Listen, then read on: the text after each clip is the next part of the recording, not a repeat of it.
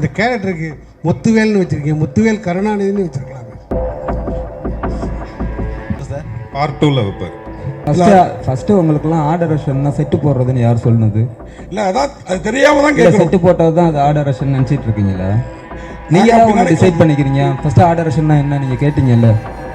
இன்னைக்கு வந்து கல்வி 2026ல் பட்டி தொட்டி எங்கும் எல்லா இடத்துலையுமே கல்வியை கொண்டு போய் சேர்த்துருக்காங்க. ஆனால் இன்னமும் ஒரு சில மலைவாழ் மக்களுக்கு கல்வி கிடைக்கல, ஏழை எளிய மக்களுக்கு கல்வி கிடைக்கலன்னு சொல்லியிருக்காங்க. இதுக்கு என்ன காரணமாக இருக்குன்னு நீங்கள் நினைக்கிறீங்க சார்? இதுக்கு காரணம் தெரிஞ்சா நீங்க உட்காந்துருக்கீங்க. கேக்குதா? கேக்குதுங்க. எனக்கு கேட்கல. சரி. நிறைய படங்கள்ல நீங்க ஹீரோவா நடிச்சிட்டீங்க. இப்போ வந்து நண்பர் கேட்டதுக்காக வந்து சிறப்பு தோற்றத்துல கலெக்டரா நடிச்சிருக்கீங்க.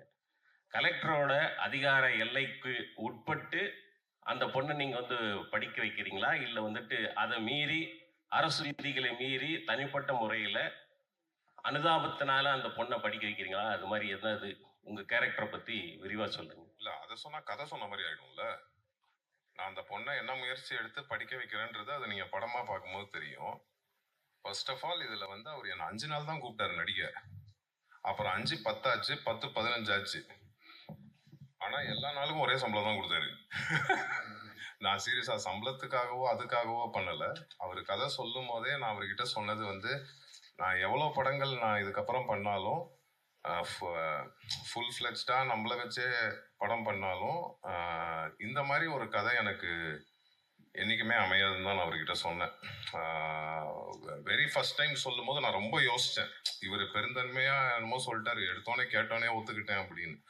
நான் கண்டிப்பா ஃபர்ஸ்ட் பயந்தேன், ரொம்ப பயந்தேன். இது எப்படி இது இதாகுமா? ஏன்னா என்னால அவர் ஆரவுக்கும் ப்ராப்ளம் வந்துடக்கூடாது, அவருனால எனக்கும் வந்துடக்கூடாது, அந்த சுயநலமும் இருக்கும்ல. அதனால ரொம்ப யோசிச்சு 2வது தடவை கேட்கும் போது அப்புறம் தான் டிசைட் பண்ணேன், சரி இது கண்டிப்பா இந்த மாதிரி நமக்கு அமையாது. அப்புறம் என் ஃப்ரெண்டு கண்ணன் ஒருத்தர் இருக்காரு, அவரும் என்கிட்ட சொன்னாரு, இது மாதிரி இது கண்டிப்பா பண்ணுங்க, நமக்கு நல்ல பேர் தான் கிடைக்கும். படம் பார்க்கும்போது எனக்கு ரொம்ப சந்தோஷமா இருந்துச்சு. கரெக்டான ஒரு படத்துல இருந்தோம். எனக்கு ஆக்சுவலா சுகுமார் சார் தான் அடிக்கடி சொல்லுவார், சார் நல்ல பேர் வரும் சார், நல்ல பேர் வரும் சார்ன்னு. யார் சார், உங்களுக்கா சார்ன்னு கேட்டேன். ஏன்னா விஷுவல் அவ்வளோ சூப்பரா இருந்துச்சு. அப்புறம் படம் பார்க்கும் போது அந்த நம்பிக்கை இருக்கு. இதுல நானோ ரம்யா பாண்டியனோ ஆரவோ ஹீரோ ஹீரோயின் அப்படிலாம் கிடையாது. ஆக்சுவலா அவங்க கிருத்திகா தான் இந்த படத்துல எல்லாமே. அவங்கள சுத்தி தான் எங்க எல்லாரோட கதையும்.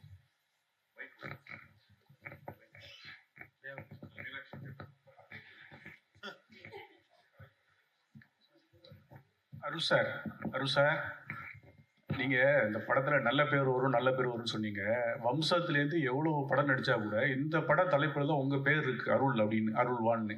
இது நீங்க வந்த பிறகு பேரை மாத்தினாங்களா, இல்ல முதலே வச்ச பிறகு உங்களை பேருக்கு தகுபடி கூப்பிட்டாங்க? நான் ஒரு நாள் ஃபுல்லா இந்த டைட்டில் வேண்டான்னு அவர்கிட்ட அவர்கிட்ட டைட்டில் மாத்துங்க நானும் இருக்கேன், இதே டைட்டிலா வச்சிங்கன்னா சரி வருமானு. பட் அவருக்கு பொருத்தமா பட்டுச்சு, அதை போய் நம்ம தடுக்க கூடாதுல்ல. சார் அருள் இது வேற ஏதாவது சொல்ல வராரு. நீங்க வந்ததே லேட், அவர் எங்க இருக்காரு? நான் 9 மணிக்கு வந்தேன். அருள்நிதி சார், படத்துல அருள்வான் நீங்களா? கதையோட டைட்டில், என் படத்துல என் பேர் முத்துவேல். முத்துவேல் இல்ல அருள்வான் அள்ளி கொடுக்கிறவன் அப்படின்னு. ஆமா, அதுக்கு இவர் சொல்லுவாரு டைட்டில் வச்சாரு. இது வான் தான் டைட்டில் வச்சோம். அதாவது வான்னா வானம் சார்ந்து மலை சார்ந்தது.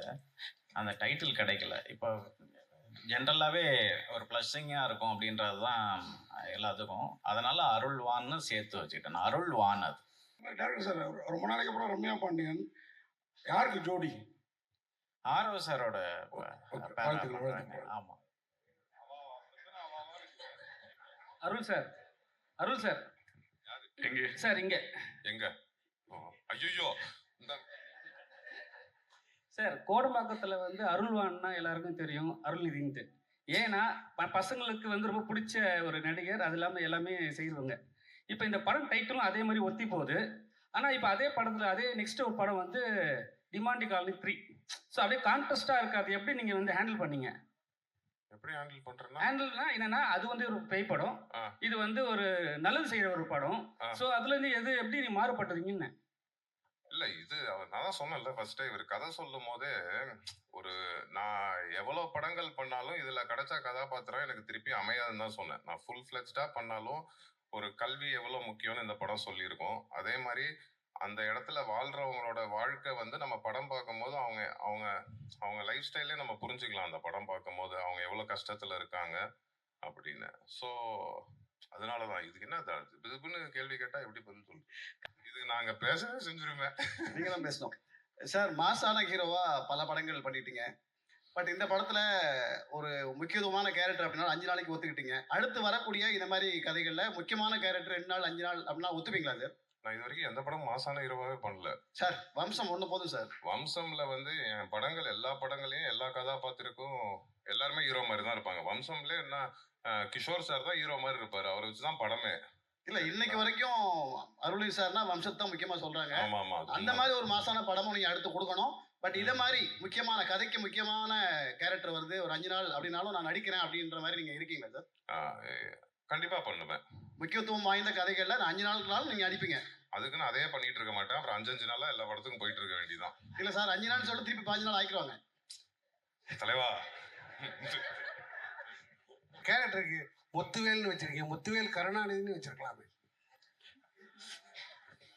இது சார் கிட்ட கேட்கலாம் சார். சுகுமார் சார் பார்ட் 2ல வைப்பாரு சார். அருள் சார், எவ்வளவு அரசு போஸ்ட் இருந்தாலும் அந்த கலெக்டர் போஸ்ட் தான் ரொம்ப பெரிய போஸ்ட்பாங்க. சின்ன வயசுல நம்ம எல்லாரும் கலெக்டர் ஆகணும், இன்ஜினியர் இருப்பாங்க.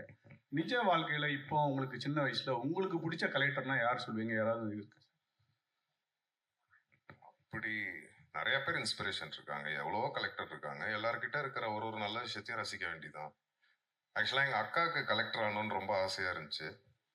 நான் எங்கள் அக்கா கிட்ட அதை சொன்னேன். அது நான் இந்த படத்தில் நிறைவேற்றிட்டேன் பாரு, உனக்கு ரொம்ப பிடிக்கும் அப்படின்னு.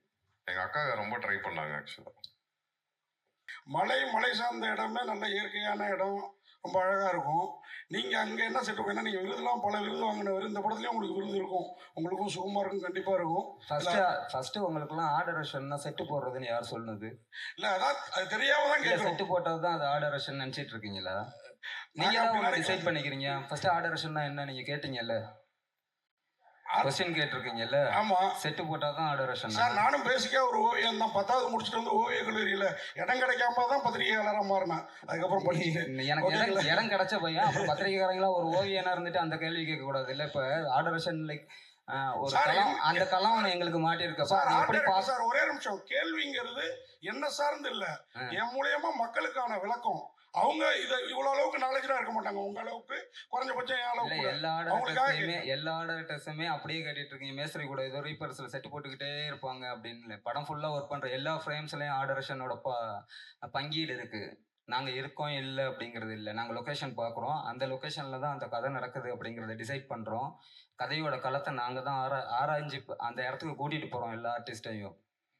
ஸோ செட்டு போட்டால் தான் ஏதாவது ஒன்று பிளைவுடை வச்சு மேக் பண்ணாதான் அப்படின்னு நினச்சிட்டு இருக்கக்கூடாது. கதைக்குள்ளே ஃபுல்லாக இருக்கும். ஈச் அண்ட் எவ்ரி ஃப்ரேமில் ப்ரொடக்ஷன் டிசைனிங் இருக்குது. அது என்ன கலர் ஸ்கீமில் போகலான்னு டிஸ்கஸ் பண்ணுறோம். கேமராமேன் கூட என்ன லைட் அப்ல எடுக்கலான்னு டிஸ்கஸ் பண்ணுறோம். ஸோ கதை ஃபுல்லாக ஆராய்ஞ்சிட்டு இருக்கோம். நீங்கள் ஏதோ செட்டு போடுறது அதனால கதை இது போய் ஏதோ மலைட்டன் என்ன நாங்கள் என்ன பண்ண போகிறோம் அப்படின்னு கொஸ்டின் கேட்டுட்டு இருக்கக்கூடாது அப்படிங்கிறது என்னோட தாழ்மையான வேண்டுகோள். இனிமேலாவது இந்த கொஸ்டின்ஸ் இது மாதிரி கொஸ்டின்ஸ் ஆர்டர் கேட்கறது விளக்கம் கிடைச்ச பிறகுதான் எனக்கே அது தெரியுது. அப்போ மக்களும் இதுக்கப்புறம் தெரிஞ்சுப்பாங்கிறதுக்கு தான் இந்த கேள்வி. நன்றி. இதை போஸ்ட் பண்ணீங்க, நான் கரெக்டாக போஸ்ட் பண்ணி நான் கரெக்டாக கொண்டு போய் சேர்த்தீங்கன்னா ஆர்டர்ஸ் அங்கே மலையில் என்ன செட்டு போடுறீங்க, அங்கே திருவிழா எடுக்கிறப்போ உங்களுக்கு என்ன வேலைன்னு கேட்காம இருப்பாங்க ஆடியன்ஸு. நீங்கள் தான் அதை கரெக்டாக கொண்டு போய் அப்போ ரீச் பண்ணணும். ஸோ தெரிஞ்சுக்குவாங்கல்ல மக்கள். ஃபிலிம் மேக்கிங்னா ஒவ்வொருத்தவங்களுக்கும் ஒவ்வொரு பார்ட் இருக்குதான். அதில் எவ்வளோ இம்பார்ட்டன்ட் என்னென்ன பார்ட்டில் இருக்குது அப்படிங்கிறத மக்கள் எந்த அளவுக்கு ரீச் பண்ணுறாங்களோ அப்போ தான் கலை வடிவம் கொண்டு போய் அவங்களுக்கு போய் ரீச் ஆகும். நன்றி. நன்றி சார். அருள்வந்தி சார், இன்னைக்கு கல்வி 2026ல் பட்டி தொட்டியங்க எல்லா இடத்துலையுமே கல்வியை கொண்டு போய் சேர்த்துருக்காங்க. ஆனால் இன்னமும் ஒரு சில மலைவாழ் மக்களுக்கு கல்வி கிடைக்கல, ஏழை எளிய மக்களுக்கு கல்வி கிடைக்கலன்னு சொல்லியிருக்காங்க. இதுக்கு என்ன காரணமா இருக்கும்னு நீங்க நினைக்கிறீங்க சார்? இதுக்கு காரணம் தெரிஞ்சா நான் இங்க உட்காந்துருப்பேன். நெஜ கலெக்டர் ஆயிருக்க மாட்டேன். அந்த கஷ்டத்தை தான் இந்த படத்துல சொல்லியிருக்கோம்.